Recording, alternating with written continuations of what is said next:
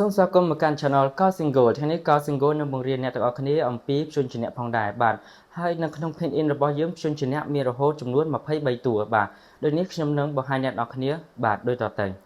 បាទដែលព្យញ្ជនៈទី1របស់យើងគឺអានថាពព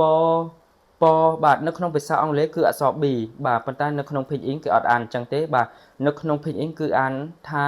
ពពពបាទដែលអក្សរខ្មែររបស់យើងគឺបបន្ទាប់ពីពបាទអញ្ចឹងអ្នកទាំងអស់គ្នាកុំភ្លេចណាមានសភៅបាទជា notebook បាទឬក៏សភៅ160ទំព័រ200ទំព័របាទតាមលទ្ធភាពអ្នកទាំងអស់គ្នាណាកុំភ្លេចបាទព្យញ្ជនៈមួយកត់មួយទំព័រកត់រត់តែច្រើនទំព័ររត់តែចាំណាអ្នកទាំងអស់គ្នា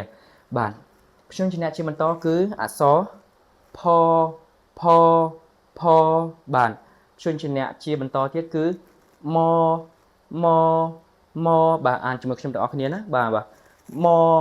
មមបាទព្យញ្ជនៈជាបន្តគឺអក្សរ f បាទនៅក្នុងនេះបាទភាសាអង់គ្លេសគឺអក្សរ F ណាអ្នកទាំងអស់គ្នា F តូចបាទប៉ុន្តែនៅក្នុងភាសាអង់គ្លេសរបស់យើងព្យញ្ជនៈគឺយើងអានថា f បាទព្យញ្ជនៈជាបន្តគឺអក្សរតតបាទនេះនៅក្នុងភាសាអង់គ្លេសគឺអក្សរ D បាទតែនៅក្នុងភាសាអ៊ីយើងអានថាបាទត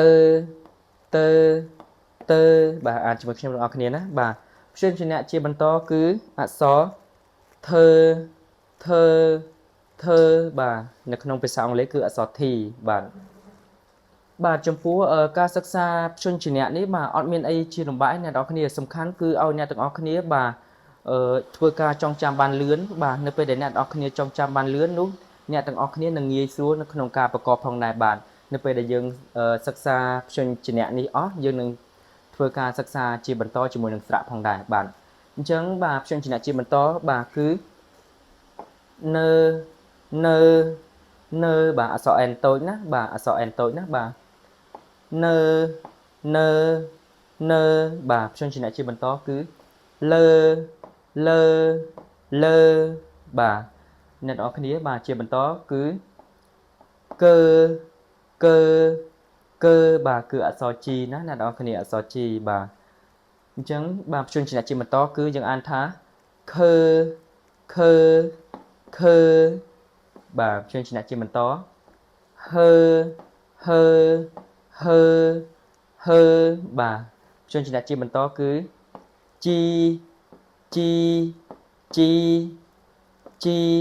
បាទនៅក្នុងភាសាអង់គ្លេសគឺអក្សរ J បាទអញ្ចឹងអ្នកទាំងអស់គ្នាបាទកុំភ្លេចកត់ណាបាទកុំភ្លេចកត់ត្រាទុកចំណាំផងដែរបាទព្យញ្ជនៈជាបន្តគឺឈីបាទនៅក្នុងភាសាអង់គ្លេសគឺអក្សរ Q ណាបាទអក្សរ Q អ្នកទាំងអស់គ្នាបាទអញ្ចឹងនៅក្នុង Pin In បាទសំនៀងរបស់វាគឺឈីបាទយើងឃើញអក្សរ Q នេះយើងអានឈីទៅអូតូតែម្ដងបាទហើយអ្នកនរគ្នាកុំភ្លេចកត់បាទកត់ខ្មែរនៅក្បែរផងណាបាទកត់ជាអក្សរខ្មែរដើម្បីជាដំបូងឲ្យយើងធ្វើការចាំសិននៅពេលដែលអ្នកទាំងអស់គ្នាចាំយើងចង់សរសេរក៏បានមិនសរសេរក៏បានណាបាទព្យញ្ជនៈជាបន្តគឺ C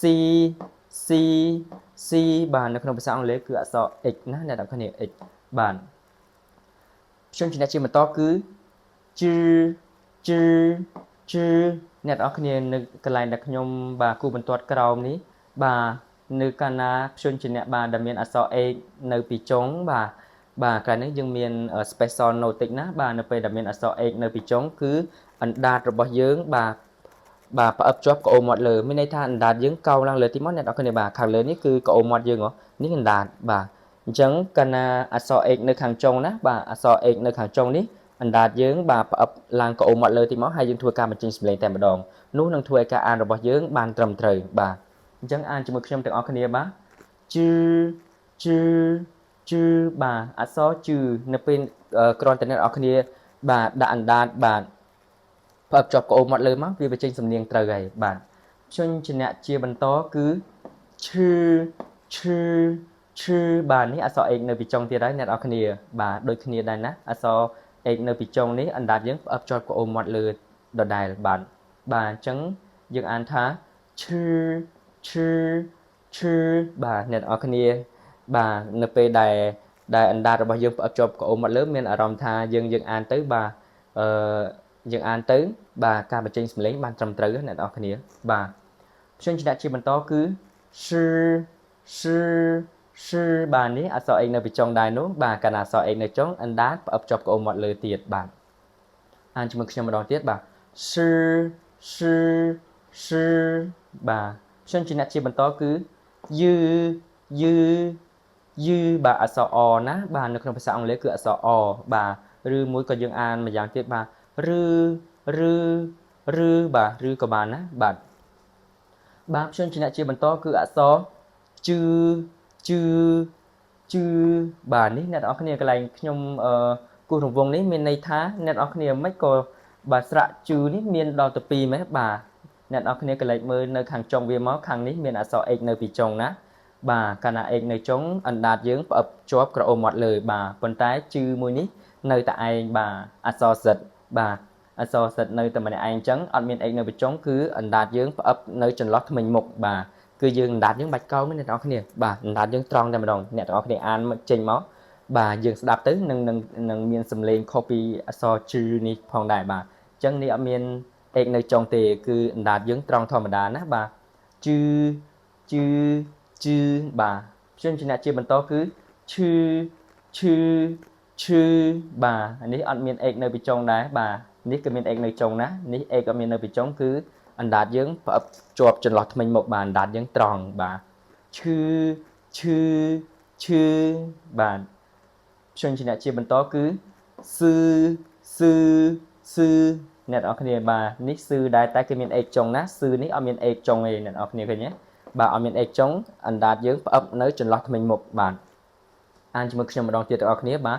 ស៊ឺបាទអណ្ដាតយើងត្រង់ធម្មតាបាទព្យញ្ជនៈជាបន្តគឺអ៊ីបាទព្យញ្ជនៈជាបន្តគឺព្យញ្ជនៈទី23បាទចុងក្រោយគឺអ៊ូបាទ